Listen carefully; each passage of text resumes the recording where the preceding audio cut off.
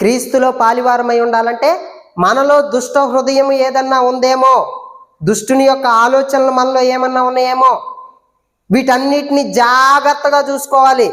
జాగ్రత్తగా చూసుకొని దేవునికి విరుద్ధంగా మనం ఏమన్నా అడుగు వేస్తున్నామేమో, దేవునికి విరుద్ధంగా ఏమన్నా మాట్లాడుతున్నామేమో, దేవునికి విరుద్ధంగా ఏమన్నా తప్పుడు పలుకులు పలుకుతున్నామేమో, దేవునికి విరుద్ధంగా లోకంలో ఎవరి మీదన్నా ద్వేషభావన కలిగి ఉన్నామేమో, లోకంలో ఎవరినైనా ప్రేమించకుండా ఉన్నామేమో.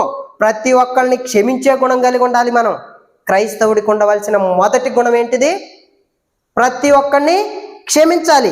ఈ క్షమాపణ గుణం నీలో లేదు అంటే నువ్వెవరి సంబంధివి? ఎవరి సంబంధి? సైతాను సంబంధివి.